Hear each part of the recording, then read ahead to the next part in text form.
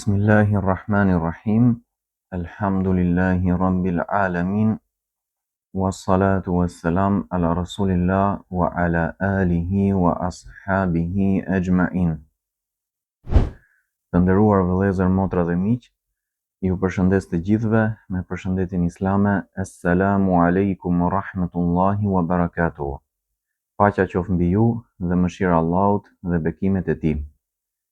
Jemi në videon e dytë të serisë së videove shpjeguese të gjërave më kryesore të fesë islame, të cilën e kemi emërtuar si playlist në kanalin tonë në YouTube Shtëpia e Dijes. E kemi emërtuar Bazat e fesë islame. Përmbledhja që do të nisim sot, inshallah, do të trajtoj në secilën prej videove nga një lëndë prej lëndëve të fesë në terma të përgjithshëm. Pra që kjo të shërbej si një hyrje për informacionet e imtësishme që do të jepen më mbrapa në playlistat të tjera, inshallah.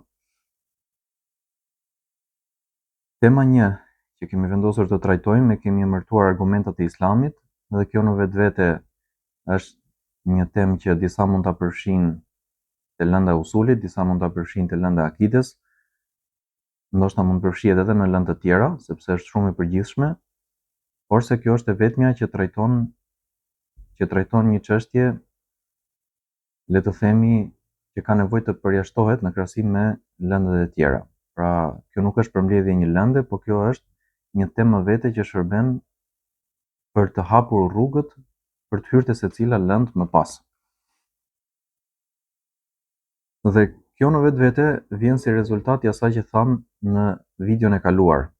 Ne thamë që sipas këndvështrimit të muslimanëve ekziston vetëm një fe ose ideologji në botë, e cila është e vërtetueshme logjikisht, dhe kjo është Islami sipas këndvështrimit tonë.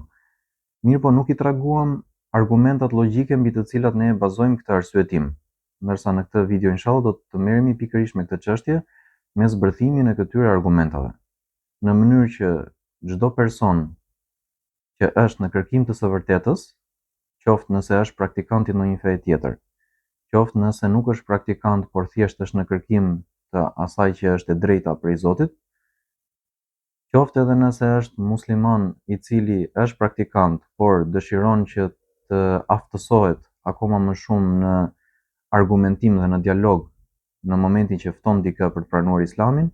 Pra, për këto kategori njerëzish është e dobishme kjo video inshallah, sepse zbërthen argumentat kryesore logjike që vërtetojnë që Islami është realisht shpallje prej Zotit.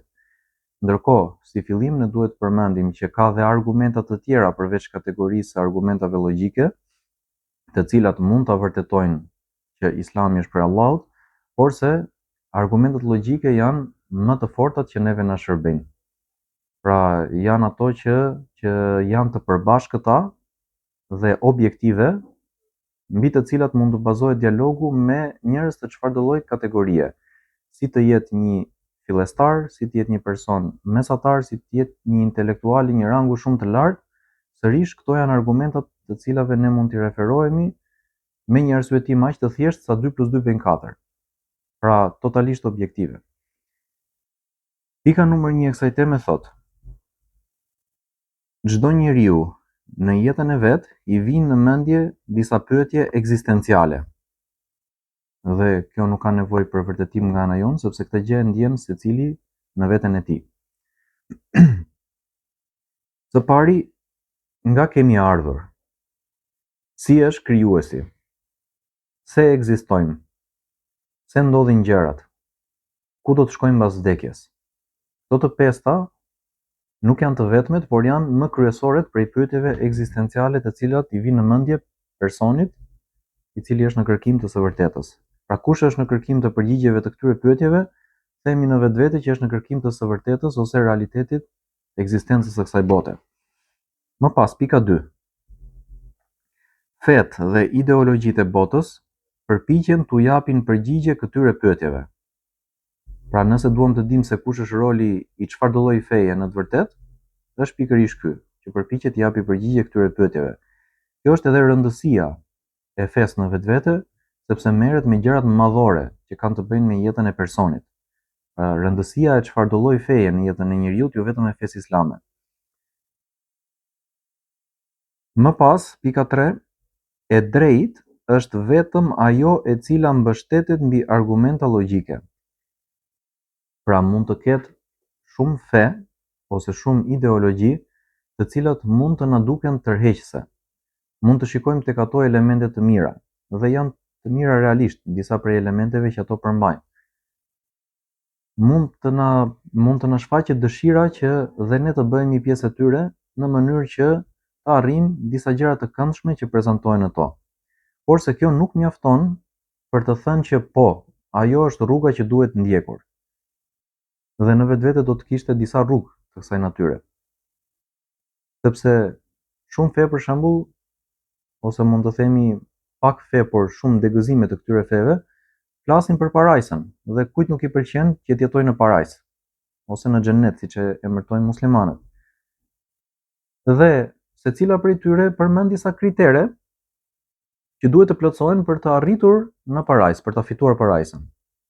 Për shembull, ka prej sekteve të krishterë që kushtozojnë që thjesht të pranosh Jezu Krishtin si Zotin dhe shpëtimtarin tënd personal dhe t'ja dedikosh atij adhurimin dhe ta besosh Biblën, thonë që ky është kushti i vetëm që mjafton për ta fituar parajsën.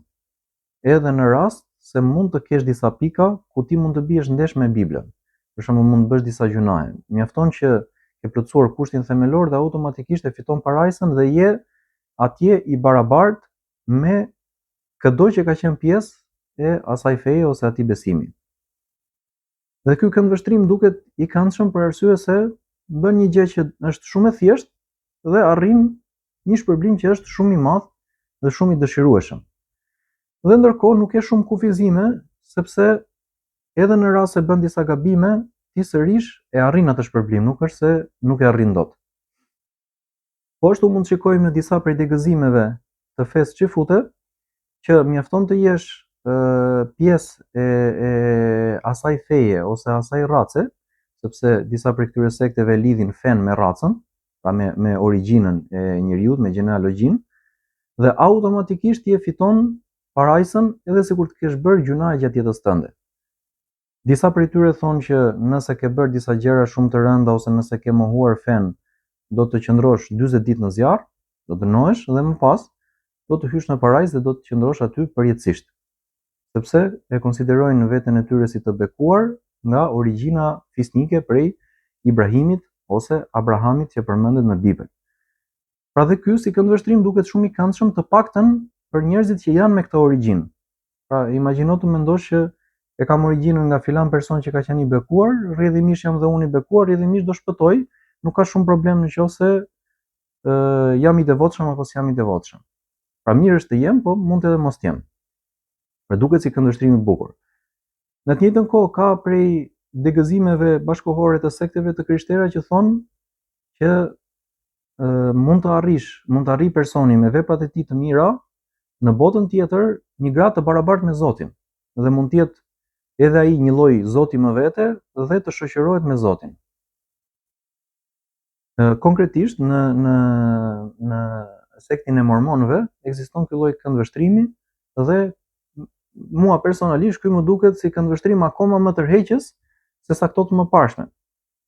Se tjetër gjë është të jesh një njerëz dhe të fitosh një shpërblim dhe një lumturi shumë të madhe përjetësisht, dhe tjetër gjë është të jesh Zot. Pavarësisht që kjo në vetvete sipas këndvështrimit ton është diçka e pakuptim. Mirë po, si këndvështrim duket shumë tërheqës. Atëherë themi, a mjafton që të jetë diçka tërheqëse, ti pëlqej zemrës, ti pëlqej nefsit, ti pëlqej personit, që ajo të quhet që është rruga e duhur që duhet të ndiqet? Përgjigjja është jo. Nëse ka argumenta logjike, atëherë ndjekim, nëse nuk ka argumenta logjike që e vërtetojnë, atëherë nuk e ndjekim. Të njëjtën gjë themi edhe për fenë islame. Për këtë arsye i hym analizës që jemi duke kryer në këtë moment. Pika 4 thotë: për sa i përket pyetjes së parë, ajo ndahet në 2 pika. Pyetja e parë nga ato ekzistenciale që përmendëm më sipër është pyetja nga kemi ardhur. Pika e parë thotë: a ka universi fillim, dhe e dyta, a ka universi shkak. Këto mund të duken edhe pak si fjali filozofike, por se në vetvete nuk janë shumë të ndërlikuara dhe një person që s'ka informacione apo s'ka lexuar shumë libra mbi këto tema, sërish mund të arrijë të përfytyrojë dhe të kuptoj plotësisht dhe më pas të marrë vendimin se kush i duket rruga më e saktë që është për të ndjekur. Mirë, po në këtë moment sapo hyjmë tek arsyetimi që vërteton që Islami është prej Zotit. Edhe në këtë moment është e nevojshme që këtë arsyetim ta shtrojmë në mënyrë të shkurtuar për të qenë e kollajshme për të kuptuar nga njerëzit dhe më pas në mënyrë të detajuar që do ta bëjmë sërish brenda kësaj videoje, inshallah. Nëse do ta thoshim në mënyrë të shkurtuar, me një apo me pak fjali, do të thoshim që mjafton që njeriu të shikojë rreth e rrotull vetes, botën që e rrethon, krijesat, universin, çdo gjë. Dhe të fillojë të arsyetoj me mendjen e tij. Çdo gjë që ai shikon rreth e përqark ka fillim. Çdo gjë që ka fillim, logjikisht ka dikë ose diçka që i ka dhënë fillim. Me këtë arsyetim edhe universi bie që duhet të ketë në vetvete fillim dhe duhet i ketë dhënë atij dikush fillim. Dhe ky që i ka dhënë fillim duhet jetë i përsosur për aq kohë sa universi si krijim është një krijim madhështor që nuk mundet ta realizojë vetë dikush që është i përsosur, që është i plot në të gjitha cilësitë e tij. Pa që ka njohuri të plot, fuqi të plot, aftësi të plot etj etj. Përndryshe nuk ka kuptim realiteti. Nuk mund të shpjegohet ndryshe dhe të jetë në përputhje shpjegimi me logjikën. Nëse themi që ka një krijues të përsosur, atëherë themi që ky krijues i përsosur meriton gjën më të lartë, e cila është në vetvete adhurimi. Dhe nëse ky është realisht i përsosur, logjikisht duhet ja ketë treguar krijesave të tij rrugën që ai dëshiron që ato të ndjekin. Dhe rrjedhimisht kjo rrugë duhet kërkuar dhe ajo rrugë që përputhet me logjikën, ajo është rruga që ai dëshiron ose ajo është ajo që ai ka shpallur. Dhe duke qenë se Islami është e vetmja që përputhet me logjikën dhe po flasim këtu në themel, se askush nuk ka mundësi që një fe, kushdo qoftë Islami, qoftë një fe tjetër, ta studiojë nga fillimi deri në fund dhe ta njohim me detaje të gjithën. Edhe dietarët nuk e dinë të gjithën me detaje. Mund të dinë shumë gjëra, por nuk e dinë të gjithën. Ama ne këtu po themi thelbi. Aq sa mjafton për ta vërtetuar, është prej Zotit apo s'është prej Zotit. Dhe deri këtu arrin vetëm fe islame, rrjedhimisht Islami është e vërteta. Pra ky është arsyetimi jon. Përsosuria e mënyrës së ndërtimit të universit neve na tregon për përsosmërinë e krijuesit dhe nëse krijuesi është i përsosur, duhet të ketë një fe të përsosur që përputhet me logjikën dhe ajo mund të jetë vetëm Islami. Ndërkohë, secila prej këtyre gjërave zbërthehet në pika të ndryshme dhe këto janë ato që jemi duke diskutuar. Pra tham, pyetja nga kemi ardhur ndahet në vetvete në dy pika, a ka universi fillim, a ka universi shkak. Pika numër 5. Për sa i përket së parës, themi që përderisa çdo gjë që ne shohim rreth e rrotull e ka një fillim, kjo na bën të mendojmë që edhe vet universi e ka një fillim. Pra nuk ka asgjë për atyre që ne kemi rreth e përqark që të mendojmë ne që kjo gjë ka ekzistuar gjithmonë dhe nuk ka fillim. Çdo gjë pa përjashtim ne shikojmë që ka fillim. Kjo s'ka nevojë të vërtetohet, kjo thjesht perceptohet me shqisa. Dhe ato gjëra që perceptohen me shqisa automatikisht janë të vërtetuara apo automatikisht janë të vërteta për ne, sepse vërtetimi i tyre është i drejtë për drejtë. Për shembull, nuk ka nevojë që unë të jap argumenta logjike apo argumenta historike apo të ndonjë kategori tjetër për të vërtetuar që kjo është një fletore, sepse mjafton që shikuesi shikon dhe e kupton që kjo është fletore. Pra kjo nuk ka nevojë për argument, kjo është e drejtë për drejtë. Kurse vërtetimi se kush është rruga e drejtë, kjo ka nevojë dhe për argumenta logjike, kështu që është pak më pak e drejtë për drejtë. Nëse Allahu do ta kishte bërë të drejtë për drejtë edhe këtë, për shembull, ne ta shikonim Allahun drejtë për drejtë, apo të shikonim xhenetin drejt për drejt, apo të shikonim xhenemin drejt për drejt, apo të shikonim angjëj drejt për drejt, atëherë nuk do të kishte më kuptim që kjo jetë të quhej sprov. Sipas këndvështrimit të muslimanëve, të krishterëve dhe xifutëve po ashtu, të paktën shumicës së tyre, jeta e kësaj bote konsiderohet një testim, asgjë më shumë. Dhe këtë gjë e përmend Allahu në Kur'an në shumë ajete, ndër të tjera mund të përmendim ajetin e surës Mulk, ku Allahu thotë: "Alladhi khalaqa al-mauta wal-hayata liyabluwakum ayyukum ahsanu amala, wa huwa al-azizul ghafur." Është ai i cili krijoi vdekjen dhe jetën për t'ju testuar ju se kush prej jush është më i miri në vepra, dhe ai është krenari dhe falësi i madh. Po ashtu Allahu përmend në Kur'an në surën Kehf: Inna ja'alna ma 'ala al-ardi zinatan laha linabluwahum ayyuhum ahsanu 'amala. Me të vërtetë ne kemi bërë çdo gjë që është në tokë si një stoli ose një zbukurim për të, pra për tokën. Në mënyrë që t'i testojmë ata, domethënë njerëzit, krijesat, për të parë se kush prej tyre është më i miri në vepra. Po ashtu Allahu përmend në surën Insan, ku thot: Inna khalaqna al-insana min nutfatin amshajin nabtalih faja'alnahu sami'an basira. Me të vërtetë ne e krijuam njeriu prej një pikë lëngu të shpërfillur dhe ne e bëm atë dëgjues dhe shikues. Për ta testuar atë dhe ne e bëm atë dëgjues dhe shikues.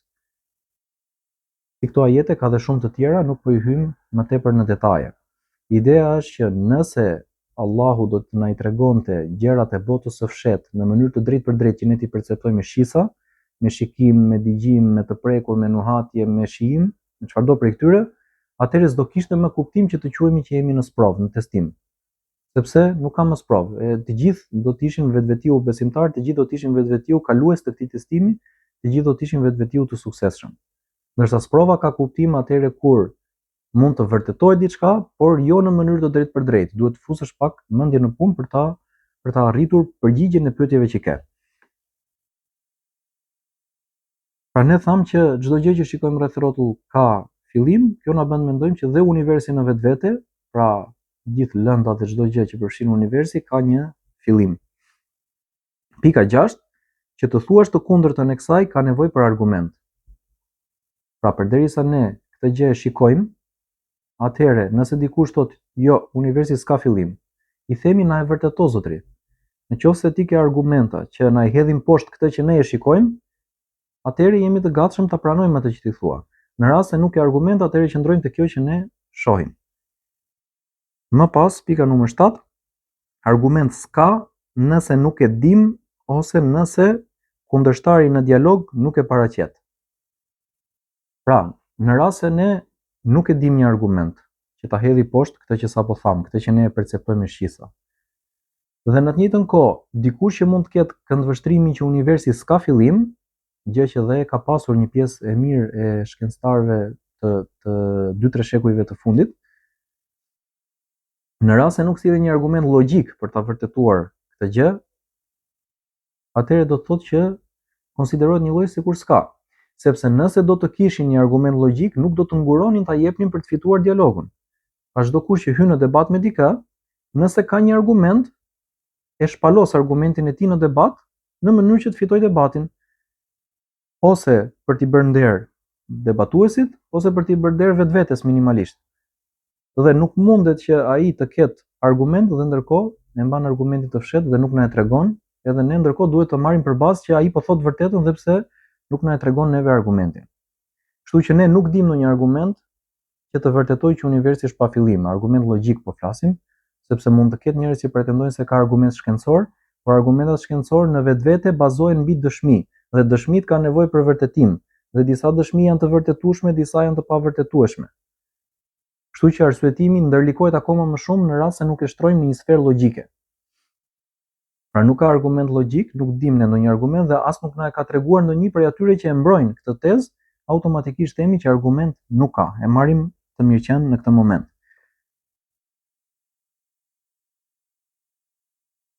Ndërkohë, diçka që është e rëndësishme për t'u përmendur është fjalia e një djali shumë të zgjuar me të cilin kam dialoguar dikur nga sekti i krishterë i mormonëve, ka qenë një djalë nga Amerika që kryente rolin e misionarit për shpërndarjen e fesë në qytetin e Lushnjës, i cili ishte në shkollë në inxhinieri në universitet, kishte lënë universitetin shkëputje për 1 vit, derisa të përfundonte misionin dhe më pas do të kthehej. Dhe ky djali përmendi dhe tha, dakor, tha, e kuptoj këtë që ti po thua, dhe kjo qëndron deri në një farmase, por kjo tha në anglisht, ne tha e emërtojmë këtë logical fallacy. Dhe për kufizimi i kësaj në gjuhën shqipe do të thotë që ti ke parë disa gjëra, një numër caktuar gjërash, dhe mendon që me që ke parë një element te këto, atëherë edhe ato që ti si ke parë janë si këto. Dhe kjo tha nuk qëndron sepse mund të jetë, mund mos jetë.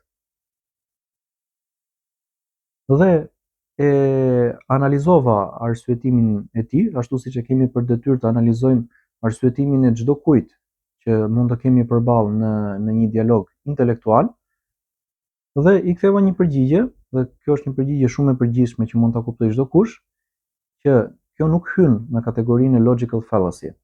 Për arsye se që kanë gjërat fillim, nuk është diçka që jam unë i pari që po e shqyrtoj ose po e marr në studim, dhe kam parë 10 gjëra apo 100 gjëra apo 1000 gjëra, dhe meqense tek ato që unë kam parë, kam konstatuar që kanë fillim, atëherë edhe këto 1 miliard gjërat e tjera kanë fillim. Nuk është arsyetimi i tillë. Ky është një arsyetim bazuar mbi atë që ka parë njerëzimi i gjithë që nga fillimi i historisë deri tani. Nuk është arsyetimi i një personi apo një grupi të vogël personash me një studim të vogël. A është përvoja e gjithë njerëzimit. Dhe nëse ai do të thoshte për shembull që ka një përqindje mundësie që mos jetë kështu siç ti thua, atëherë do t'i thoshim që po, ka një përqindje mundësie, se ndoshta një nga ata miliarda njerëz të brezave që kanë kaluar mund të ketë konstatuar diçka të ndryshme, mirë po mundësia që kjo të jetë e vërtetë do të ishte aq e vogël sa që nuk merret në konsiderat fare, është kundër logjikës që ta marrësh në konsiderat. Për shembull, do të ishte probabiliteti 0.00000 dhe nuk dihet se ku do dilte në një nish në fund. Aq përqind do të ishte probabiliteti që kjo të ishte e vërtetë. Mirë po, edhe vetë shkencëtarët e fushës së matematikës që merren specifikisht me kapitullin e probabilitetit, probabiliteti trajton mundësinë që ka një ngjarje për të ndodhur rastësisht, edhe ata do të thoshin që nëse probabiliteti kalon një kufi në të qenurit shumë i ulët, ngjarja konsiderohet e pamundur, sepse logjika e bën atë të pamundur që ajo të realizohet. Dhe pse një mundësi ekziston, por është aq e vogël sa që nuk llogaritet fare. Dhe nëse një ngjarje ka mundësinë shumë të madhe, shumë afër nishit, shumë afër 100%-s për të realizuar, ngjarja konsiderohet si e sigurt. Dhe kjo është e vërtetueshme dhe shkencërisht dhe logjikisht. Neve na intereson sidomos arsyetimi logjik. Pra që ne të themi që arsyetimi i këtij djalit të mund të ishte i saktë, është pak a shumë si të themi që ne do të marrim atë zarin e lojës mos u nxe, që ka 6 shifra, dhe do ta hedhim atë për shembull 1 milion herë rresht dhe duam të 1 milionta herët që ajo të bjerë vetëm 6. E hodhe një herë 6, e hodhe 2 herë 6, e hodhe 3 herë 6, deri tek 1 milionta të bjerë vetëm 6. Pra, aq sa ka mundësi të ndodhi kjo, aq ka mundësi që të ekzistojë një gjë që nuk ka fillim brenda universit, apo që universi vetë të mos ketë fillim. Pra kjo është kundërpërgjigja logjike që ne i japim një personi që nxjerr këtë lloj pretendimi. Dhe për rastin e zarit ne themi që prap mundsi ka, po është aq e vogël sa që s'ka për të ndodhur, është e pamundur të ndodhi. Më pas. Pika 8. Gjithashtu, supozimi se universi është pa fillim është i pakuptimt për shkak se pafundësia nuk ekziston në univers. Kjo lidhet me pikën 9, e cila thotë supozimi se ajo ekziston në univers çon në pakuptimsi. Këto i marrim të dyja dhe i shpjegojmë të dyja. Nëse ne do të supozonim që universi s'ka fillim, a thjesht ta marrim si të mirë që janë, atëherë kjo do të thotë, nëse e përkthejmë fjalinë, do thotë që universi ka një histori të pafundme ngjarjesh ose gjendjesh të kaluara, pra që kanë ikur. Pra duhet që të ekzistojë pafundësia në vetvete që ky arsyetim të mund të jetë i vërtetë. Po nuk ekzistoi pafundësia, ky arsyetim bie, nuk mund të jetë i vërtetë. Pra llogaritet që universi ne themi ka filluar në një pikë, dhe nga ajo pikë dhe deri tani ku jemi sot, në këtë kohë, ka kaluar një numër të fundëm ngjarjesh ose gjendjesh. Pra po e quajmë ne çdo çast, gjendja numër 1, gjendja numër 2 apo ngjarja numër 1, ngjarja numër 2, bëhet një numër shumë i madh. Po nuk është i pafundëm, është numër që ka një fund, edhe pse është i madh. Që të jetë universi pa fillim, ky numër duhet të jetë pafund. Që të jetë pafund, duhet të ekzistojë një herë pafundësia në univers. Në rast se pafundësia në univers nuk ekziston, atëherë do të thotë që edhe kjo nuk mund të ekzistojë, atëherë do të thotë që universi automatikisht ka fillim. Pra ka një numër të fundëm ngjarjesh dhe gjendjesh të shkuara. Dhe në këtë moment i hyjmë analizës, a mundet që të ekzistojë pafundësia në univers? Së pari themi atë që thamë më herët, që ne nuk kemi parë deri tani asgjë të pafundme. Mund të kemi parë gjëra shumë të mëdha, mund të kemi parë gjëra të shumta në numër, po pafund nuk kemi parë. Në botën materiale. Ekziston si koncept në matematikë. Dhe është koncept i vlefshëm, na shërben për disa gjëra që janë pjesë e matematikës ose shkencave të tjera. Por se ndryshe është të ekzistojë si koncept dhe ndryshe është të ekzistojë në realitet. Në realitet nuk e ka parë askush, kështu që me të njëjtin arsyetim që përmendëm më herët, themi që përderisa nuk e ka parë askush në gjithë historinë e njerëzimit diçka që të jetë pafund, atëherë automatikisht themi që nuk ekziston pafundësia në univers. Po dhe se kur ta marrim arsyetimin nga kundërta, të supozojmë që ekziston pafundësia në univers, atëherë kjo do të na sillte gjëra të pakuptimta. Do të ekzistonin gjëra që nuk ka kuptim, gjëra që janë kundërthënëse, gjëra që janë absurde. Për shembull, nëse ne supozojmë që në një ambient të caktuar ka një pafundësi, po themi kot një pafundësi gurësh, ose një pafundësi sendesh të një lloji tjetër. Dhe ne prej kësaj pafundësie heqim 1 milion prej tyre, ose shtojmë 1 milion të tjerë. Lind pyetja, numri i gurëve apo numri i këtyre sendeve, a është shtuar, a është paksuar, apo ka ngelur i njëjtë? Matematika na thotë që çfarëdo që ti shtosh pafundësisë, ajo ngelet prapë pafundësi. Çfarëdo që ti heqësh pafundësisë, ajo ngelet prapë pafundësi. Kështu që si koncept në matematikë, kjo na tregon që edhe mund ta quajmë që është shtuar dhe që s'është shtuar dhe që ka ngelur një lloj në të njëjtën kohë. Ndërkohë në realitet kjo nuk ekziston, është një gjë e pakuptim dhe është gjë qesharake. Imagjino sikur thuash që ka 100 gur në këtë dhomë, nga këto 100 gur un po heq 5, po ato dhe janë paksuar dhe nuk janë paksuar dhe kanë ngelur një lloj. Nuk ndodh kjo. Nëse ti heq, ato paksohen. Nëse ti shton, ato shtohen. Nëse ti nuk bën asnjë lëvizje, ato ngelin një lloj. Kështu që pafundësia, dhe pse na shërben si koncept në matematikë apo në fusha të tjera të shkencës, logjikisht, pra në logjika ajo na shërben, por nuk na shërben në realitet, sepse nuk ekziston gjë kundër në realitet dhe e bën realitetin të pakuptimt. Automatikisht nga kjo ne themi që është e pamundur që ky supozim të jetë i vërtet. Është e pamundur që pafundësia të ekzistojë në univers. Rrjedhimisht është e pamundur që universi të mos ketë fillim, rrjedhimisht themi që universi e ka një pikë fillimi. Pra ngado që ta kthejmë çështjen, përfundimi është gjithmonë i njëjti, ajo që vërtetohet edhe me shisa që ka fillim. Më pas pika 10. Për sa i përket pikës së dytë, kemi dy mundësi. Ose universi ka shkak, ose nuk ka. Pra, pika e dytë ishte në momentin që ndam pikën e 4 të temës në dy pika. Tham, a ka universi fillim, a ka universi shkak. Te kjo pika, a ka universi shkak, këtë po e ndajmë në dy pika. Dhe po themi, ose ka, ose s'ka, sepse mundësit tjera nuk ekzistojnë. Pra kjo analiza e mundësive, neve na ndihmon shpeshherë për të arritur përfundime, edhe nëse nuk e vërtetojmë në ndonjë mënyrë tjetër njërin prej përfundimeve.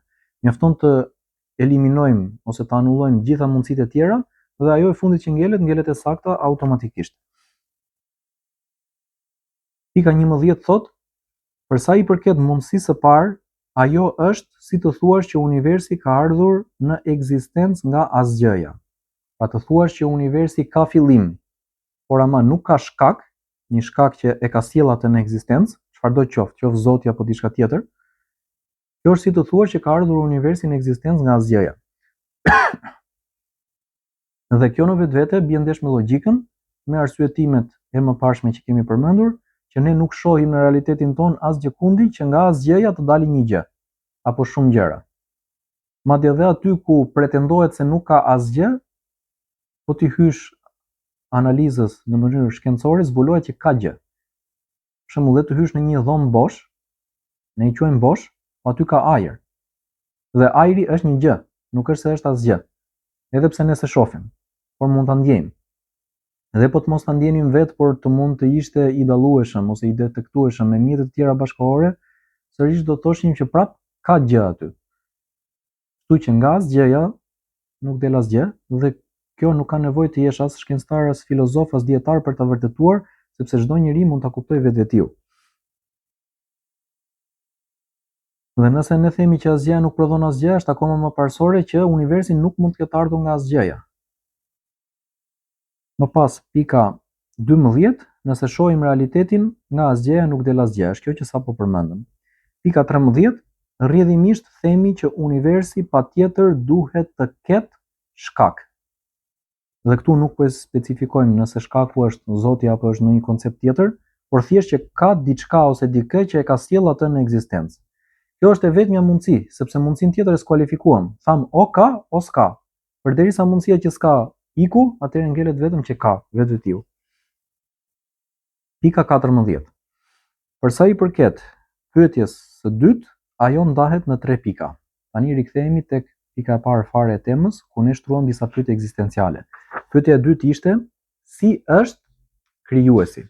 Pra kjo ndahet në 3 pika. E para, a ka ky shkak një shkak? Si thua pak a shumë që ne po i quajmë Zot, a ka Zoti një Zot? Më pas, a ka më shumë se një shkak? Këtu po flasim për universin, a ka universi më shumë se një shkak që e ka sjellë në ekzistencë? Është si thua mirë, universi e ka një Zot, por mos ka më shumë se sa një Zot që e ka krijuar. Më pas, çfarë veçorish ka ky shkak? Pra kush janë cilësitë e këtij Zoti që ne po themi që ka krijuar universin? Këto janë pjesët përbërëse të kësaj pyetje.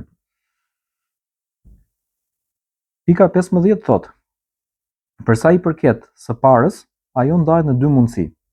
E para ishte a ka ky shkak një shkak, po flasim për Zotin. Dhe ka 2 mundësi, ose ky shkak e ka një shkak, e përkthyer ndryshe, ose ky Zot ka një Zot që e ka krijuar, ose nuk ka. Në 2 mundësi ka, o s'ka, nuk ka mundësi tjetër logjikisht. Kështu që duhet t'i analizojmë të dyja për të kuptuar se kush është e sakta. Pika 16, nëse pohojmë të dytën, i bie që ky shkak të jetë pa fillim. Pra nëse themi që ai që ka krijuar universin, ai vetë nuk ka një krijues tjetër që ta ketë sjellë atë në ekzistencë, atëherë do të thotë që ai vetë është pa fillim. Ne thamë më herët që pafundësia nuk ekziston brenda universit, nuk mund të ketë brenda universit diçka që të jetë qoftë pa fund, qoftë pa fillim. Por ama, nëse themi jashtë universit, për këtë ne nuk kemi informacion, sepse as logjika jon, as vëzhgimet tona nuk arrin deri aty. Madje nuk arrin as të mbulojnë komplet universin as një pjesë të madhe të tij, jo më të arrin jashtë universit. Kështu që themi që jashtë universit po mund të ekzistojë pafundësia, mund të ekzistojë pafillimësia, mund të ekzistojnë shumë gjëra që ne nuk i kemi fare ndoshta edhe si koncepte këtu, por ama brenda universit jo. Dhe Zoti nuk është diçka që është brenda universit. Nuk është një krijesë, nuk është as i krahasueshëm me krijesat sipas konceptit muslimanëve, atëherë rrjedhimisht themi që po ai mund të jetë pa fillim. Dhe alternativa e dytë që thotë që ai nuk ka shkak, përkthehet ndryshe që Zoti nuk ka fillim, sipas këtij këndvështrimi. Më pas pika 17. Për sa i përket së parës, ajo ndahet në 2 raste. Pra ajo që tham që ky shkak të ketë një shkak. E para, ose ky shkak është vetë universi. Dhe e dyta, ose është një qenie tjetër, po prap me fillim. Pra themi që njëra mundësi përkthehet që universi të ketë krijuar veten e tij. Mundësia tjetër është që Zoti të ketë një krijues tjetër të vetin dhe ai krijuesi, universi të ketë një krijues, po ky krijuesi të ketë ndonjë krijues tjetër, të jetë vetë krijesë me fillim. Pra lindin disa pyetje më pas, njëra mbas tjetrës, nëse marrim konsiderat këtë lloj arsyetimi. Pika 18, për sa i përket rastit të parë, rezulton i pakuptimt. Pra të themi për shembull që universi ka krijuar veten e tij është e pakuptimt. Kjo për arsye se logjikisht që universi të bëj këtë veprim, pra veprimin e krijimit të vetvetes, duhet në fillim të ekzistojë dhe pastaj të bëj veprimin, pastaj të krijoj veten. Dhe nëse do të ishte kështu, i bie që dhe ka ekzistuar dhe s'ka ekzistuar në të njëjtën kohë. Ndërkohë që kjo është e pamundur, janë dy gjëra që nuk bashkohen. Themi që është absurditet, madje themi që është butadollik, nëse dikush do ta konsideronte si të mundshme apo si reale këtë lloj opsioni. Madje dikush prej vëllezërve musliman davetçi në Europë jep një shembull shumë interesant për këtë gjë. Thotë është pak a shumë sikur të thuash që mamaja e dikujt prej nesh ka lindur veten e saj. A mundet një mama të lindë veten e saj? Aq e pa kuptimt është edhe që universi të krijojë veten e vet. Më pas pika 19. Për sa i përket të dytit, do të na çonte në një zinxhir pa fillim shkaqesh, gjë që po ashtu është pa kuptim. Pra ne tham, në rast se do të supozonim që edhe ky shkak që ka sjellë në ekzistencë universin ka në vetvete një shkak, pastaj e njëjta pyetje do të lindte për këtë shkakun tjetër. Do thoshim ka fillim apo s'ka fillim. Nëse do vërtetonim që ka fillim, do thoshim ka shkak, s'ka shkak. Nëse do thoshim që ka shkak, atëherë do thoshim kush është shkaku i shkakut të shkakut. Dhe do vazhdonte në vazhdimsi ky zinxhir pyetjesh. Për çdo shkak të ri që na del ose për çdo zot të ri që na del rrugës, do vazhdonin pyetje deri në pafundësi. Prandaj themi që do të ishte një zinxhir i pa fillim të shkaqesh. Do thotë nuk ka një shkak të parë që i ka sjellë gjitha këto gjëra, por thjesht shkak mbas shkaku vazhdimisht. Ky arsyetim në vetvete është i pakuptimt dhe këtë mund ta kuptojë çdo kush. Zakonisht thjeshtohet arsyetimi për ta kuptuar duke e kthyer me analogji në të kundërt, ose duke dhënë ndonjë shembull nga jeta jone e përditshme. Imagjinojmë sikur dikush prej nesh, dhe ky shembull nuk është i imi, sërish është shembull që e përmendin njerëzit e fushës. Të supozojmë që dikush prej nesh dëshiron të marrë 2 javë leje nga një kompani në të cilën ai punon. Dhe shkon tek drejtori i kompanisë dhe i thotë dëshiroj të shkëputem për 2 javë nga puna. Nëse drejtori ka një drejtor tjetër mbi vete, do të thoshte po i marr leje drejtorit tim dhe të kthej përgjigje. Nëse ky drejtori tjetër ka një drejtor tjetër mbi vete, do të thoshte po i marr leje drejtorit tim dhe po të kthej përgjigje. Nëse do të kishim një zinxhir pa mbarim drejtorësh, do të thotë që nuk do merrnim asnjëherë përgjigje, sepse duhet që kërkesa të shkojë deri te drejtori i fundit, që më pas të kthehet përgjigja deri tek personi që ka bërë kërkesën. Po nëse drejtorët janë pafund, do të thotë që vetëm vazhdon drejtor mbas drejtori të kërkohet leje. I bie që asnjëherë nuk merr përgjigje. Me të njëjtin arsyetim me analogji themi, e kthejmë nga universi në kuptimin e pafillimësisë dhe të shkaqeve, themi që nëse do të kishte një zinxhir të pafillimt shkaqesh, ashtu siç kishte një zinxhir pafund drejtorësh, atëherë universi nuk do të kishte ekzistuar fare, nuk do të kishte ardhur ndonjëherë momenti i krijimit. Do të kishin vetëm shkaqe që krijojnë njëri tjetrin në pafillimsi. Kështu që vetë fakti që universi ekziston tregon që është të paktën një shkak i parë i cili ka dhënë fillim gjithë kësaj linje. Pra ngado që ta kthejmë arsyetimi del i njëjtë, që duhet të ketë se s'bën një shkak të parë. Dhe në këtë moment ne themi që me logjikshme duket dhe është, nuk është se është subjektive, është objektive, është e formës së prerë, që universi ka një shkak pa fillim. Nuk mund të ketë shkaku fillim, përndryshe del arsyetimi i pakuptimt që ne sapo thamë.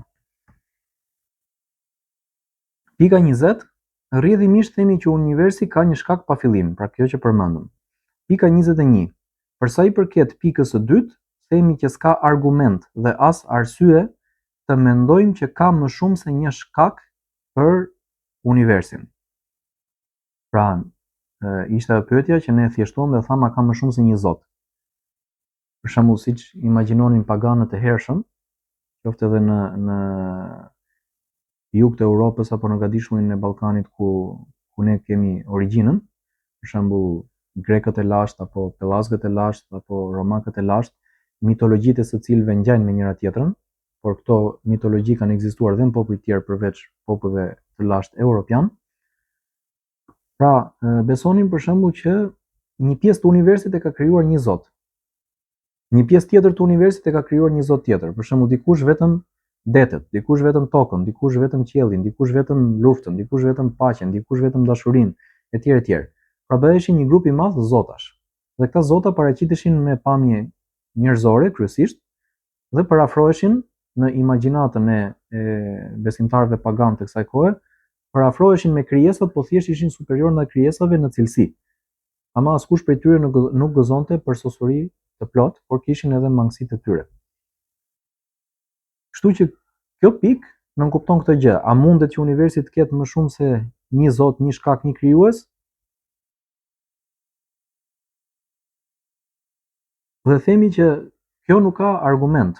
Duhet të ketë një argument që ne të vërtetojmë që, këtë pjesë të universit e ka krijuar dikush tjetër, nuk e ka krijuar Zoti që ne njohim.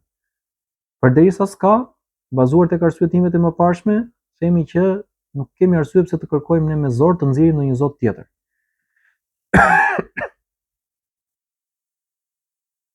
Mirë, po në të njëjtën kohë, themi dhe atë që shkruhet tek pika 22, gjithashtu kjo do të ishte e pamundur sepse do të sillte çrregullimin e çdo gjëje.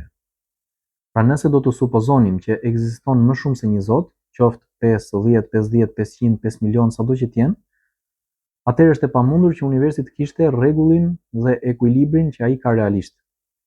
Për arsye se çdo njeri prej këtyre zotave do të dëshironte të ishte më i larti. Pra ne nuk po flasim për krijesa, edhe krijesat me njëra tjetrën, mbretërit kryesisht edhe pushtetarët, zihen me njëri tjetrin dhe luftojnë për të ngritur mbi njëri tjetrin, për të qenë në majtë e hierarkisë. Ndërkohë që krijesat janë të mangëta, janë të papërsosur, nuk e meritojnë që të lartësohen përtej një kufiri të caktuar. Imagjino të thuash që kemi shumë zota, të gjithë zotat e përsosur, atëherë i bie që secili prej tyre meriton të jetë më i larti. Por nuk mund të jetë njëkohësisht më i larti sepse të gjithë përpiqen të jenë më të lartët, atëherë do të ndesheshin me njëri tjetrin dhe do të shkatërrojë vetë universi, nuk mund të bashkëvepronin dot.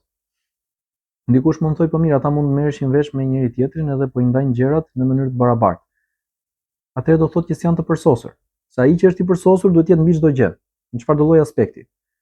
Po që janë të përsosur do ndeshen se s'bën me njëri tjetrin. Edhe këtë gjë e ka përmendur edhe Allahu në Kur'an ndër të tjera. Pika 23 thotë: për sa i përket pikës së tretë, themi që logjikisht na rezulton që ky shkak të përputhet me përshkrimin e konceptit të krijuesit në surën Ikhlas. Pra, i vetëm, i përsosur, i përjetshëm dhe i ndryshëm nga krijesat. Pra jemi akoma tek pyetja si është krijuesi dhe më konkretisht te pjesa e kësaj pyetje, çfarë veçorish ka ky shkak.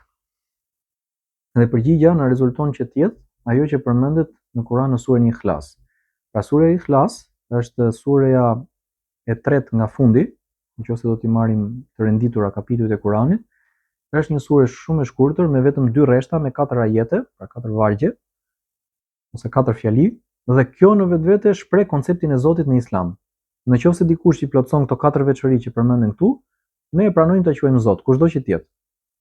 Qoftë edhe Buda, Jezu Krishti, apo ndonjë prej zotave të hindus, apo kushdo qoftë tjetër.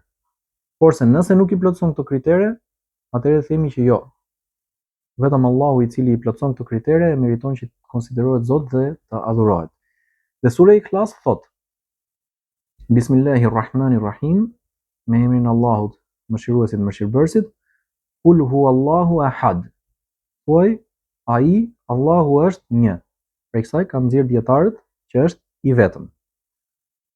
Allahu samed, Allahu është absoluti.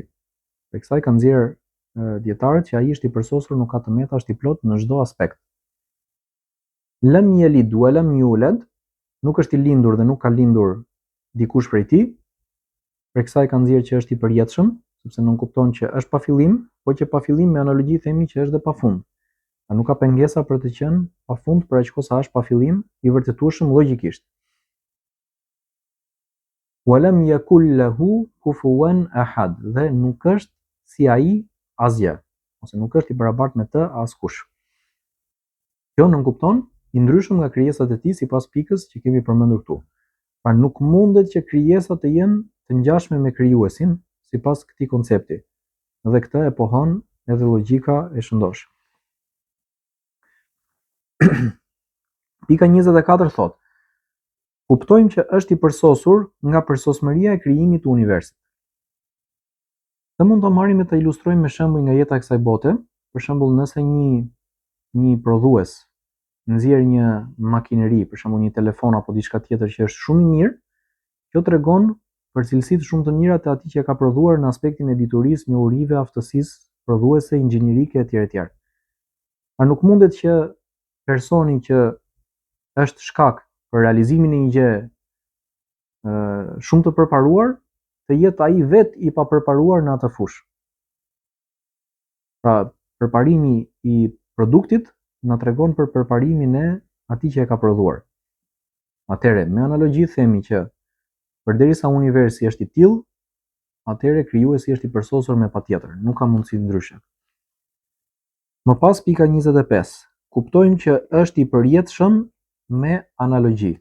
Tham, përderisa është i pafillimt, me analogji nuk ka kuptim që të jetë i fundëm. Duhet të jetë edhe i pafundëm në të njëjtën kohë. Pra, nuk ekziston për të as fillimi, nuk ekziston për të as mbarimi, por është i plot në jetën e tij, në ekzistencën e tij. Më pas, pika 26, kuptojmë që është i ndryshëm nga krijesat, me që i ka dhënë fillim asaj prej së cilës ato përbëhen. Në përgjithësi ne nuk njohim gjë tjetër në raport me gjërat përbërëse të universit dhe që vënë në lëvizje universin, përveç lëndës dhe energjisë. Dhe këto të dyja në vetvete duhet të jenë diçka tjetër dhe krijuesi duhet të jetë diçka tjetër. Nuk mundet që krijuesi të jetë prej lëndë apo krijuesi të jetë prej energjie. Për arsye se nëse do ta supozoni me arsyetim nga kundërta që krijuesi ka ndonjë ngjashmëri me krijesat sado të vogël, për shembull, është i përbërë prej lëndë, po nuk është si krijesat. Apo është i përbërë prej energjie, por nuk është si krijesat. Atëherë i bie që lënda dhe energjia kanë ekzistuar përpara se ai t'i krijonte. Ndërkohë që ne thamë më herët që ai i ka krijuar, ai ka dhënë atyre fillim. Ai e ka krijuar komplet universin me çdo gjë që përbën universin. Dhe këtu përfshihet edhe lënda dhe energjia së bashku. Përderisa ai ka krijuar ai, nuk mundet që ai vetë jetë prej tyre. Sepse përndryshe do thoshim që ato dhe kanë ekzistuar përpara, po dhe nuk kanë ekzistuar dhe dalin ato arsyetimet e pakuptimta, të cilat i përmendëm dhe i skualifikuam më herët. Atëherë rrjedhimisht krijuesi duhet të jetë prej diçka tjetër, pavarësisht që ne s'kemi informacion rreth saj. Nuk është të thënë që ne të dimë çdo gjë në jetën tonë, ama të paktën të dimë themelin e gjërave, atë që na bën dobi realisht në jetën tonë dhe në arsyetimet që po përmendim. Më pas pika 27. Kuptojmë që ai është me personalitet për shkak se ka dëshira dhe bën zgjedhje. Pra ne shikojmë që universi është në një formë të caktuar që nuk është formë e rastësishme apo formë e çrregullt. Kjo në vetvete tregon që ai ka zgjedhur që të jetë kështu. Nuk është se e ka lënë që të jetë vetvetiu kështu. Dhe kur dikush bën një zgjedhje, kjo është tregues që ai ka një qëllim apo një dëshirë në raport me atë gjë. Dhe përderisa ka një dëshirë në raport me atë gjë, tregon që kemi të bëjmë me një person dhe jo me diçka pa jetë. Kemi të bëjmë me një qenie të gjallë që ekziston dhe ka jetë dhe bën veprime. Dhe ka dëshira dhe ka qëllime dhe bën zgjedhje. Zgjedhjet janë gjërat në një mënyrë të caktuar. Atëherë në këtë moment themi që Allahu është i gjallë dhe i përjetshëm, ashtu siç e ka përmendur këtë gjë edhe vetë ai në Kur'an. Më pas. Pika 28, këto i kuptojmë nga rregullësia dhe ekuilibri i universit. Pra, të gjitha gjërat e kanë fillimin e arsyetimit ton në atë që ne perceptojmë me shqisa. Dhe arsyeja pse ne e fillojmë arsyetimin që këtu është sepse shqisat janë të përbashkëta për gjithë popujt e botës. Nuk është se, siç thash më herët, ne shikojmë që kjo është fletore dhe kjo është fletore vetëm për muslimanët, sepse unë jam musliman që po e them këtë fjali. Kjo fletore është dhe për një krishter, dhe për një xifut, dhe për një hindu, dhe për një budist, dhe për një ateist, dhe për një person çfarëdo lloj feje apo ideologjie që tjetë. Pra është diçka objektive, diçka e padiskutueshme. Nuk është diçka subjektive. Për shembull, më pëlqen kjo gjellë, po s'më pëlqen kjo gjellë tjetër dhe nuk ka asnjëri gabim, të dy mund të zgjedhin çfarë të dëshirojnë. Ktu ka të saktë të gabuar. Ose do ta ndjekësh të saktën, ose do mbash përgjegjësi për të gabuarën që zgjedh. Me këtë lloj forme shtrohet arsyetimi dhe për këtë gjë ka dakordsi të gjitha fet. Pavarësisht se nuk të detyron dikush që ta pranosh me dhunë një besim të caktuar, ama askush nuk thotë që je i lirë ti nga aspekti i ndërgjegjes të pranosh një besim tjetër përveç besimit tim. Të gjitha fet thonë që jo, kjo është e drejta, kjo duhet ndjekur. Dhe në fund fundit, kjo është mënyra se si mund të bashkëveprojnë njerëzit e popujve të ndryshëm me njëri tjetrin. Duke ja prezantuar secili personit që ka përballë atë rrugë që ai ndjek, dhe më pas duke lënë të lirë që ai po të dojë ta pranojë ose mos ta pranojë. Për shembull, dikush më prezanton mua fenë e tij, unë i prezantoj fenë time, diskutojmë me argumenta, ndoshta unë kaloj te krahu atij, ndoshta ai kalon te krahu im, ose ndoshta ngelemi të dy në gjendjen paraprake që jemi, unë me timin, ai me vetën, dhe vazhdojmë të bashkëveprojmë në vepra të mira. Pra kjo është mënyra bazë se si mund të komunikojnë njerëzit me një komunikim të mirë dhe të edukuar në kohën tonë.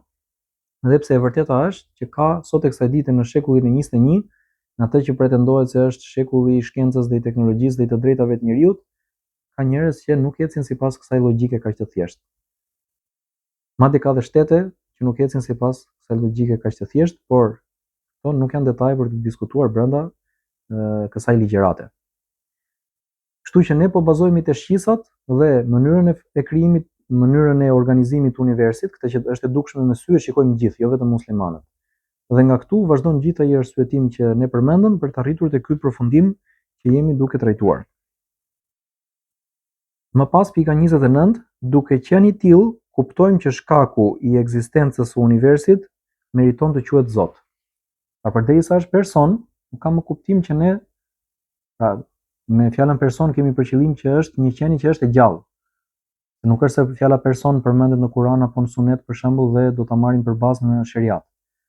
Pra ne nuk e emërtojmë Allahun person si një prej emrave të tij apo cilësive të tij. Për këtë gjë domethënë duhet ta sqarojmë. Emrat dhe cilësitë e Allahut janë ato që ai ka përmendur. Por se kur themi person duhet të shpjegojmë çka kemi për qëllim në mënyrë që më pas të shikohet që ky qëllim përputhet apo jo me Kur'anin dhe Sunetin. Kemi për qëllim që është i gjallë, që ka dëshira, që bën zgjedhje dhe vepron. Dhe kjo në vetvete na tregohet gjerësisht në Kur'an dhe në Sunet. Më pas pika 30. Rrjedhimisht ai meriton të adhurohet sepse asnjë vepër nuk krahasohet me adhurimin. Ne thamë më herët në videon e kaluar që adhurimi është grada më e lartë e të gjitha ndjenjave dhe gjërave pozitive në përgjithësi, kështu që gjëja më e madhe që ne mund t'i dedikojmë dikujt është adhurimi. Mirë, po t'ja dedikonim adhurimin ndonjë krijese do bënim gabim sepse krijesat kanë dhe mangësi, kurse po t'ja dedikojmë Allahut, kemi të drejtë dhe është e drejta e tij absolute, sepse ai s'ka mangësi, thjesht e meriton, po nuk ja dhe ke bërë padrejtësi, ke bërë shkelje. Pra kjo kuptohet me logjik, ashtu siç përforcohet dhe nga argumentet fetare.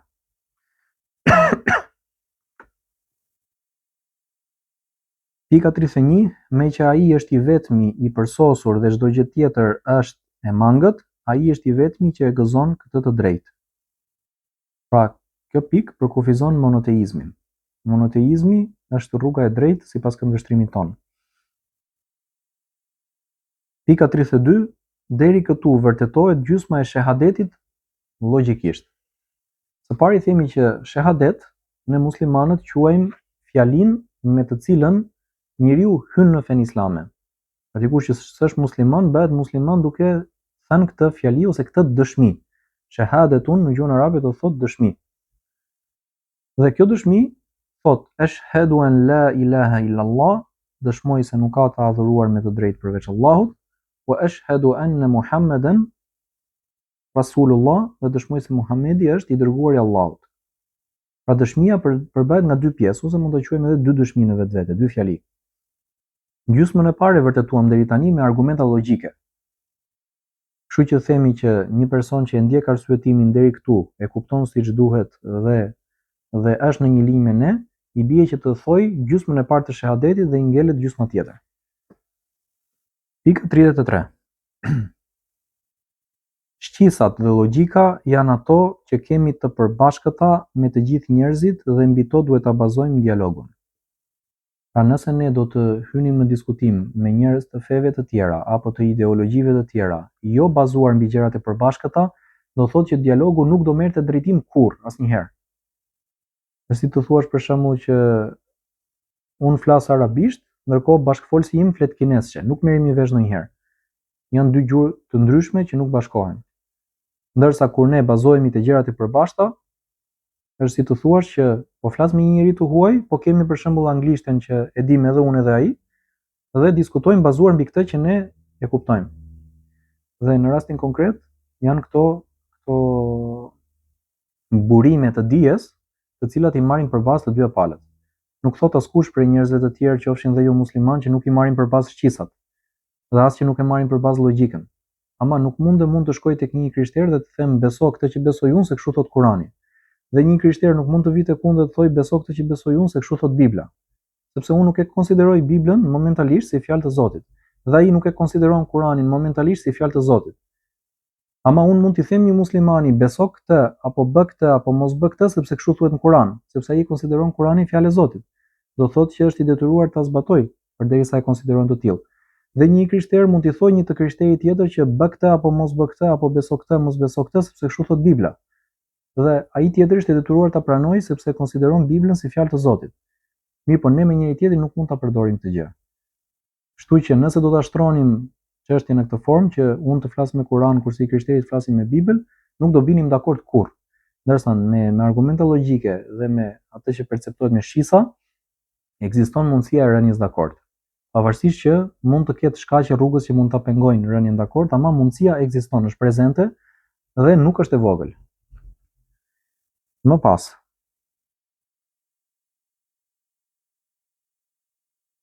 Pika 34.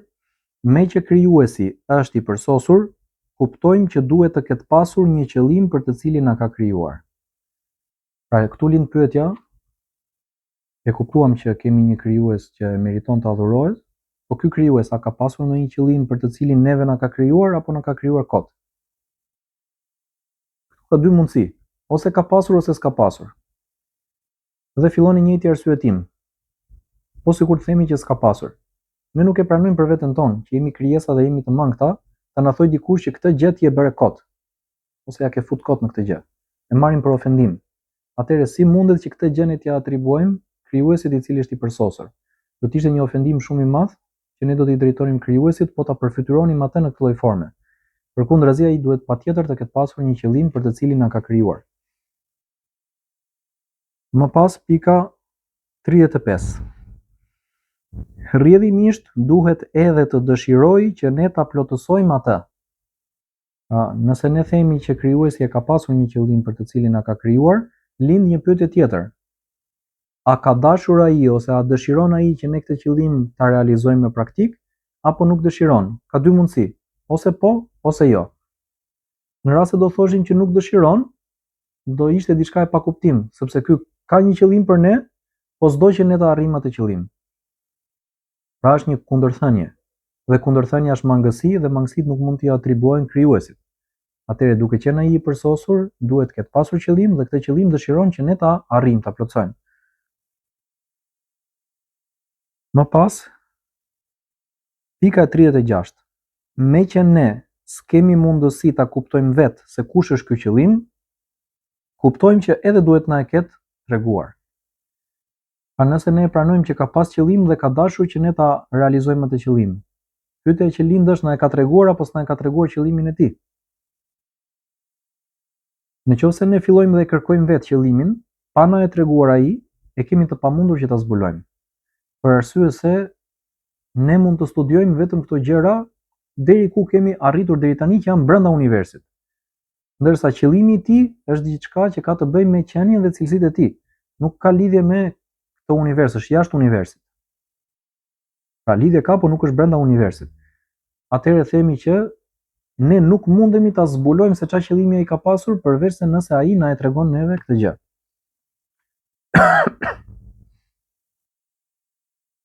Pika 37.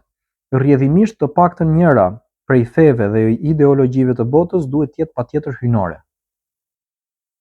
Nëse i marrim në studim të dyja, themi që këtu përjashtohen ideologjitë, sepse ideologjitë nuk pretendohet që i ka sjell Zoti.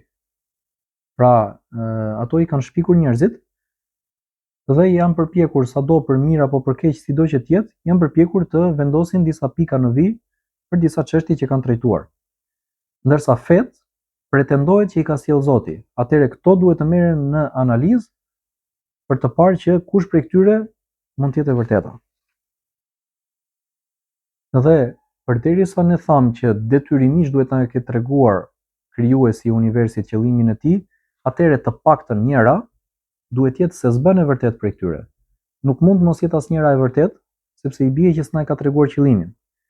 Po në të njëjtën kohë, duke qenë se ato bien ndesh me njëra tjetrën në disa çështje, disa kanë më shumë të përbashkëta me njërin dhe me tjetrën dhe disa kanë më pak të përbashkëta, disa mund të jenë dhe pothuajse plotësisht të kundërta, por jo 100%, atëherë themi që njëra prej këtyre duhet jetë e sakta, por nuk mund të jetë më shumë se një. S'ka mundësi që edhe Islami për shembull dhe Krishtërimi të jenë të dyja të sakta njësoj, ndërkohë që në Islam thuhen disa gjëra që hedhin poshtë Krishtërimin, në Krishtërim thuhen disa gjëra që hedhin poshtë Islamin. Pra, po të thoshin gjëra që janë të ndryshme nga njëra tjetra, por që nuk e hedhin poshtë njëra tjetrën, edhe do mund të ekzistonte mundësia. Po faktikisht nuk ekziston, kështu që vetëm njëra është e sakta detyrimisht.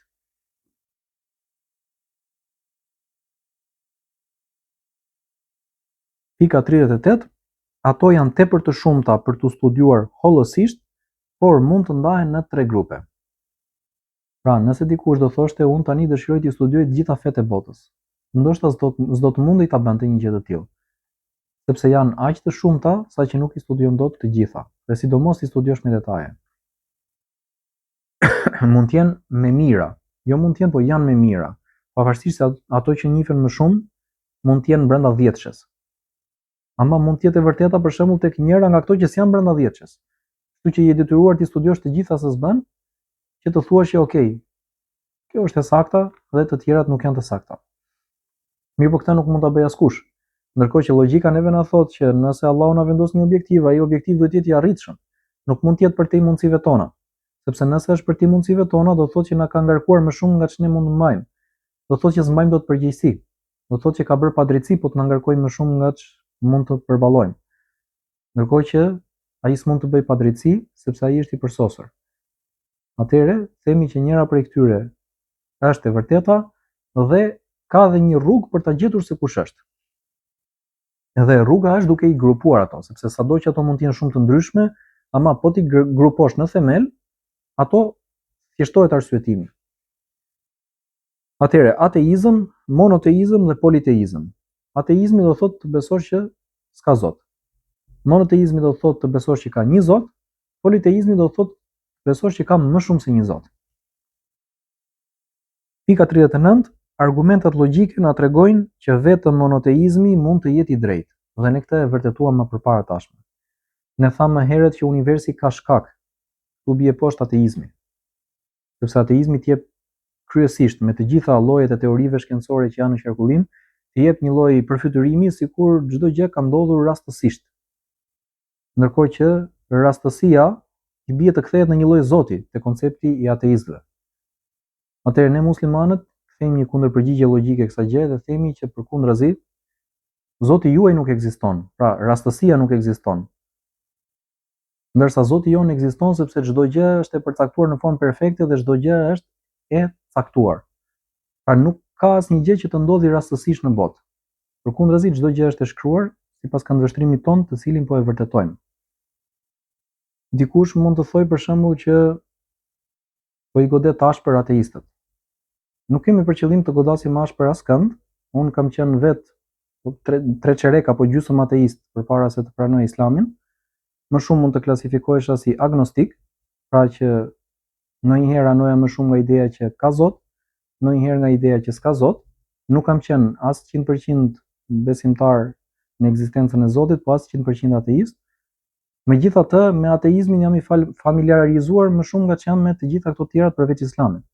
Sepse 18 vjet të jetës në atë drejtim kemi qenë. Po themi 18 se kur kemi qenë fëmijë nuk kemi qenë ateist, po them nga koha e shkollës e tutje, pak a shumë. Kështu që unë po hedh poshtë nëpërmjet argumentave logjike atë që vetë kam besuar më përpara se të më parashtroheshin këto argumente dhe t'i analizoja, t'i kuptoja dhe më pas të pranoja këtë drejtim që kam marrë. dhe i këshilloi të gjithë ateistët e botës që të bëjnë të njëjtën gjë, ta marrin në konsiderat këtë lloj arsyetimi dhe ta marrin në konsiderat fenë islame si fe që është e shpallur realisht prej Zotit, sepse gjithë jeta e tyre do ndryshojë në këtë botë dhe në tjetrën. Kjo është ajo çfarë un kam në dorë që t'i bëj si nder asaj kategorie njerëzish ku kam bërë pjesë dikur.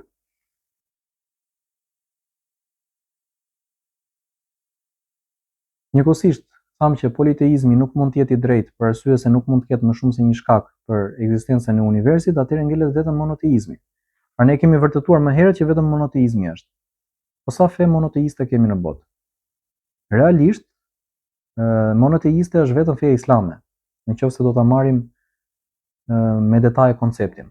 Por sidoqoftë që pretendojnë se ja atribuojnë veten e tyre monoteizmit, janë tre fe. Me të gjitha grupet e veta përbërëse përkatëse.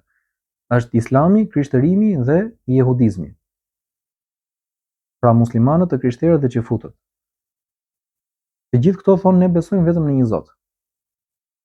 Pavarësisht që rrugës që të arsyetimit që a mund të jetë feja e tyre prej Zotit realisht apo jo, del që ka gjëra brenda fesë së tyre që nuk përputhet me logjikën.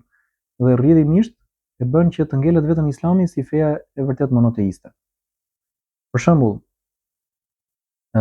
sektet e ndryshme të krishtera, pavarësisht që kanë koncepte të ndryshme për Zotin, thellësisht të ndryshme, një pjesë e tyre shikojnë Zotin si një person të përbërë nga tre qenie në të njëjtën kohë. Dhe thonë që është edhe 1 edhe 3, ose thonë që është 3 dhe secili prej tyre është 100% Zot në të njëjtën kohë. Dikush thotë që Jezu Krishti është Zot, është Zoti që ka zbritur në tokë në formën e një personi. Dikush thotë jo, është thjesht biri i Zotit. Dikush thotë biri i vërtet. Dikush thotë biri në mënyrë metaforike, por që ka dhe pak cilësi hyjnore. Pra ngado që ta kthesh, ka depërtuar idhujtaria në një formë apo në tjetrën brenda krishtërimit, dashje pa dashje. Ajo është me dashje faktikisht nëse i hyjmë historisë së largët, por nuk mund ta quajmë me dashje tek besimtarët e thjeshtë që ndjekin dhe praktikojnë këtë fe në ditët tona, në vendet tona. Për arsye se ata thjesht po ndjekin atë të cilën e konsiderojnë si të vërtet, nuk është se kanë ndryshuar ata librin e shenjtë me duart e tyre. Librin e shenjtë e kanë ndryshuar më herët brezat të cilët do t'i zbërthejmë me detaje se si ka ndodhur, pse ka ndodhur, çfarë qëllimesh ka pasur, çfarë luftrash janë bërë për ta mbrojtur etj etj. Në këtë moment po mjaftohemi me idenë që pretendojnë të krishterët se janë monoteist, por në të vërtetë nuk janë monoteist për arsye se i dedikojnë forma të ndryshme adhurimi dikujt tjetër përveç Zotit, pra krijesave në vend të krijuesit ose së bashku me krijuesin. Kjo në vetvete të bën që të konsiderohesh i devijuar nga rruga e drejtë. Dhe po të shikojmë xifutët e njëjta gjë. Pra, edhe tek ata ka forma të idhujtarisë, ndonse nuk e themi këtë për çdo lloj sekti, porse dhe tek ata që mund të jenë më afër teuhidit apo njëshmërisë së Zotit në koncept, prap i atribuojnë Zotit papërsosuri ose mangësi të ndryshme. Për shembull, po të lexosh vetë dhuratin e tyre apo shkrimet të tjera që i konsiderojnë si të shenjta, do shikosh që ka një koncept për Zotin që Zoti mund të pendohet, mund të bëjë gabime, mund të korrigjojë gabimet e veta, mund të ketë fuqi për disa gjëra, po jo për të gjitha, mund të ketë njohuri për disa gjëra, po mund edhe t'i harrojë disa gjëra. Pra, nuk ka një koncept që të jetë Zoti i përsosur, pa tmeta. Ndërsa këtë gjë e kanë vetëm muslimanët dhe kjo e bën që ata të jenë të vetmit monoteist dhe ajo të jetë e vetmja fe e drejtë, e vetmja fe që e përshkruan Zotin siç duhet, me konceptin që duhet realisht. Pra, e vetmja fe që e ka bazën të vërtetueshme në mënyrë logjike. Pastaj nga kjo bazë dalin të gjitha detajet e tjera, të cilat mjafton të dish që baza është e vërtet, atëherë çdo gjë që buron nga kjo është automatikisht e vërtet sipas këtij arsyetimi. Më pas pika 41. Rrjedhimisht vetëm Islami mund të jetë e vërteta dhe Muhamedi sallallahu alaihi wasallam është realisht profeti i Zotit. Pra kjo është rrjedhoi e arsyetimit që ne përmendëm. Më pas pika 42. Deri këtu vërtetohet logjikisht edhe gjysma e dytë e shahadetit. Pra dëshmia se Muhamedi sallallahu alaihi wasallam është realisht i dërguar për Allahut. nuk është një njeri që pretendon se është profet, po është një njeri që është realisht profet. Dhe çdo gjë me të cilën ai është i dërguar është automatikisht e vërtetë. Qoftë Kurani, qoftë Suneti. Më pas, pika 43, çdo kush të cilit i arrin mesazhi islam e ka për detyrë ta pranojë atë dhe do të mbajë përgjegjësi përpara Zotit për zgjedhjen e tij. Pra, Allahu në këtë botë na teston ashtu siç ne e thamë. Ndërkohë qëllimi që Allahu ka për krijesat e tij, për njerëzit, është ajo që ka përmendur në Kur'an në surën Dhariyat, ku thotë: "Wa ma khalaqtul jinna wal insa illa liya'budun." Dhe nuk i krijova xhindët dhe njerëzit veçse që të më adhurojnë. Ndërkohë, pasi i ka krijuar për adhurim, i ka lënë të lirë të zgjedhin. Ata mund të adhurojnë Allahun, mund edhe mos ta adhurojnë. Ata mund t'i binden, porse mund edhe ta kundërshtojnë. Dhe i ka vendosur në testim. Po të mos ishte zgjedhja e lirë ose vullneti i lirë, nuk do kishte testim. Nuk do kishte sprov. Ndërkohë jeta e kësaj bote është sprov nga fillimi dhe deri në fund. Dhe në këtë sprov, Allahu jep edhe udhëzim njerëzve nëpërmjet profetëve dhe librave të shenjtë. Dhe i vjen dikush që ja sqaron të vërtetën. Dhe njerëzit më pas ndahen. Dikush e analizon, e kupton dhe e pranon. Dikush e analizon, e kupton dhe e refuzon. Dikush e analizon, por nuk e kupton dhe heq dorë, nuk i shkon deri në fund arsyetimit. Dikush nuk e analizon hiç. Ndërkohë që të gjitha persona janë në gabim, me përjashtim të atij të parit, kategorisë së parë, që e dëgjon, e analizon, e kupton dhe më pas e pranon. Vetëm ai është në përputhje me logjikën. Të gjithë të tjerët në aspektin e ndërgjegjes kanë bërë një gjuna, kanë bërë një gabim të rëndë për të cilin do të mbajnë përgjegjësi në ditën e gjykimit. Dhe nëse personit i vjen dikush apo ka ndonjë shkak, qoftë edhe nëpërmjet medias apo ndonjë shkak tjetër, që ai njihet ose i prezantohet fe islame, deri në atë pikë sa ai ta kuptojë që kjo gjë duhet analizuar të paktën. Nuk po themi që duhet pranuar, por duhet ta kuptojë që duhet analizuar për të kuptuar, është e vërtetë apo s'është e vërtetë. A kjo fe premton që do ketë shpërblim të përjetshëm madhështor për atë që e pranon atë, dhe ndëshkim të përjetshëm madhështor për atë që e refuzon atë. Kjo mjafton në vetvete për ta kuptuar që është e rëndësishme të analizohet. Le të dalim më pas që është gabim, po ta analizosh, ta vërtetosh që duhet bërë kjo apo s'duhet bërë. Të njëjtën gjë themi edhe për krishtërimin, sepse edhe krishtërimi premton shpërblim të përjetshëm dhe ndëshkim të përjetshëm. Ndërsa fetë të tjera mund të premtojnë diçka më të vogël, kështu që ne themi që minimalisht Islami dhe krishtërimi duhen analizuar mirë për të kuptuar që kush është e vërteta, në mënyrë që të pranohet nëse është dhe të refuzohet nëse nuk është. Ama kur e pranon, e di që ke pranuar atë që duhet ta pranosh, mbasi e ke bërë analizën dhe e ke kuptuar mirë, dhe kur e refuzon, të refuzosh atë që e ke fjetur mendjen që tani jam i qartë që kjo s'është e vërtetë, kështu që nuk po e ndjek. Përndryshe është problem, sepse po e ekspozon veten ndaj një rreziku për botën tjetër. Dhe bota tjetër është shumë ndryshe nga kjo botë dhe është e përjetshme, ndërkohë që kjo botë është e përkohshme.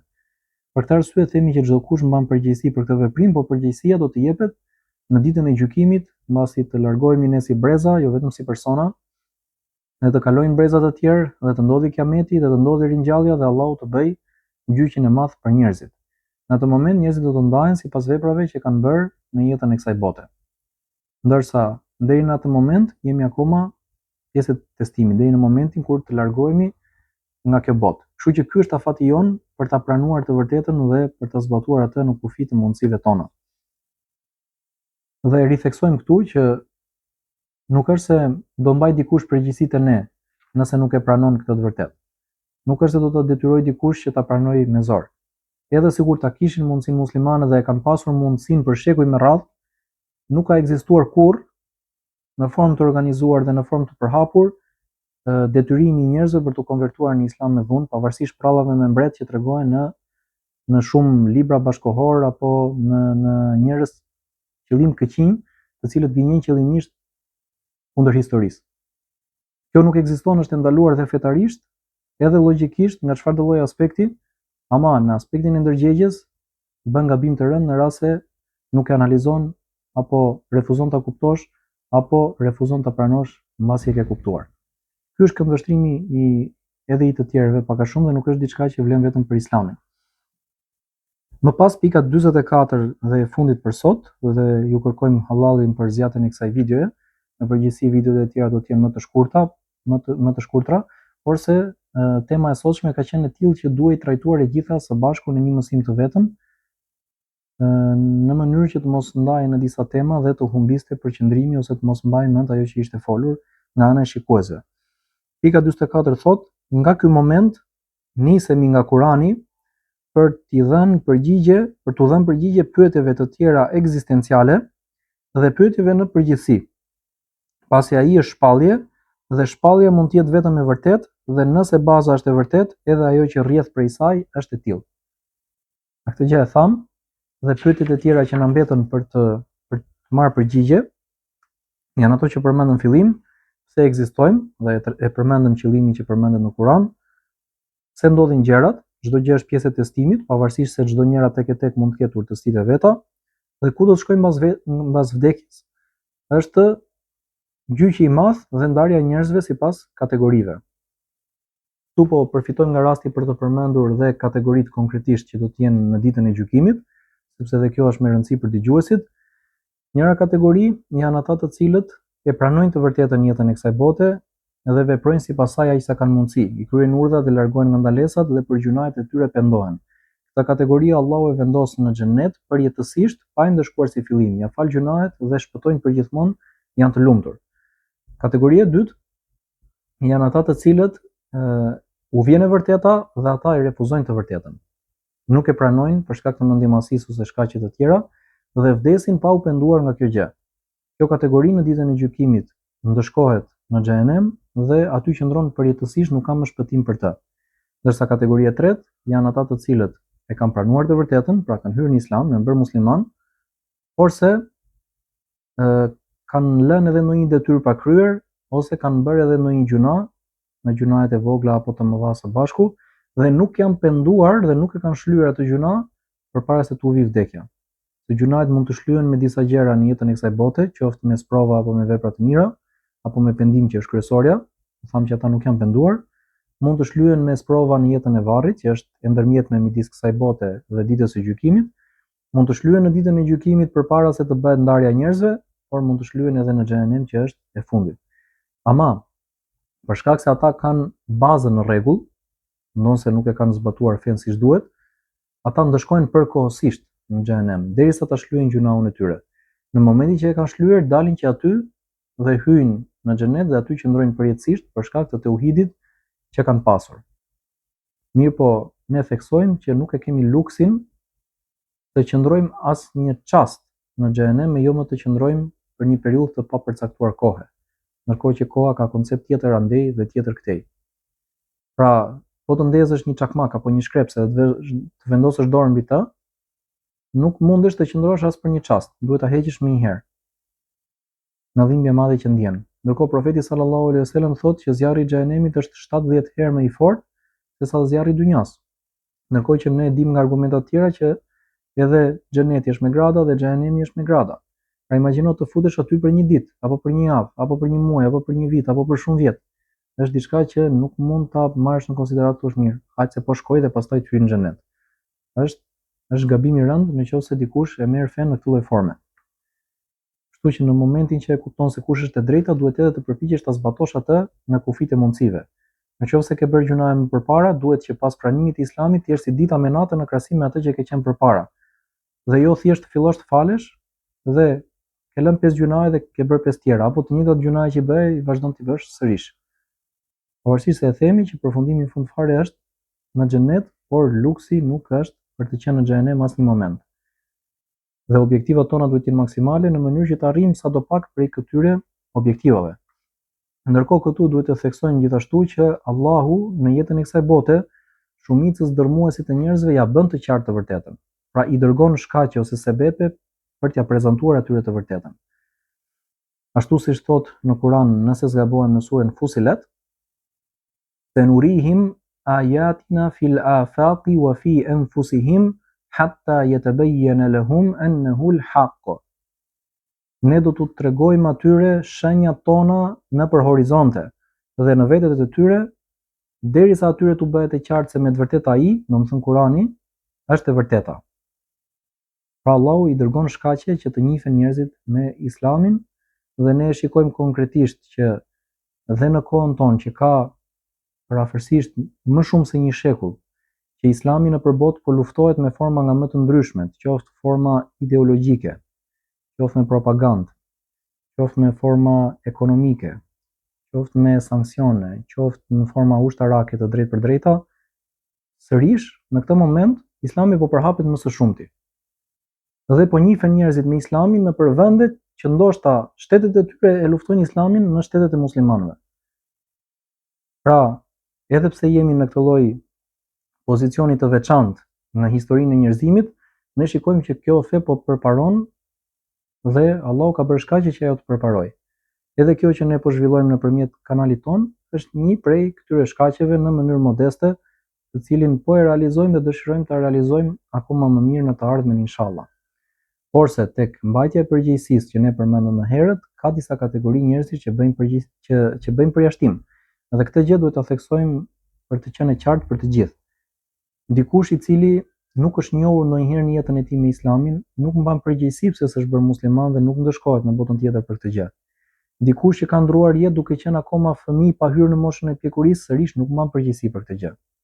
Po ashtu dikush i cili nuk ka pasur logjikën në rregull, ka pasur ndonjë sëmundje qoftë nga xhindet apo qoftë sëmundje psiqike apo neurologjike, nëse mund të quajmë kështu, dhe nuk ka pas mundësi ta kuptojë mesazhin, nuk mban përgjegjësi në ditën e gjykimit për mospranimin e fesë ose për moszbatimin e saj. Po ashtu dikush që i ka ardhur mesazhi kur ka qenë në një moshë shumë të thyer dhe prap nuk ka pas aftësi që ta kuptojë, sërish nuk mban përgjegjësi për atë gjë. Pra ka një seri njerëzish ose kategorish njerëzish, të cilët janë të pakët në historinë e njerëzimit, porse që bëjnë përjashtim dhe edhe pse nuk kanë qenë musliman, ata nuk ndeshkohen në botën tjetër për mospranimin e së vërtetës. Dhe kjo është pjesë e drejtësisë së Allahut, sepse Allahu nuk ndeshkon askënd padrejtisht. Wa ma ana bidhallamin lil abid. Dhe unë nuk jam i padrejt me robërit e mi, thot Allahu në surën Kaf. Po ashtu të njëjtin mesazh përsërit në sure të ndryshme dhe nuk po i hyjmë momentalisht detajeve. Ne lutem Allahun që ta bëjë të dobishëm këtë video, këtë seri, këtë kanal dhe këtë informacion që po përpiqemi të përçojmë tek njerëzit. Ne lutem Allahun që të na i falë gabimet aty ku kemi gabuar dhe ku mund të gabojmë dhe të na udhëzojë aty ku kemi nevojë që të përmirësohemi. Jemi të vetëdijshëm që kemi nevojë të përmirësohemi dhe i kemi për objektiv që të përmirësohemi deri në vdekje inshallah. I kujtojmë shikuesit tanë që të na ndihmojnë me ndonjë subscribe, like edhe share dhe i përshëndesim të gjithë. Subhanakallahumma wa bihamdik wa ashhadu an la ilaha illa anta wa astaghfiruka wa atubu ilayk.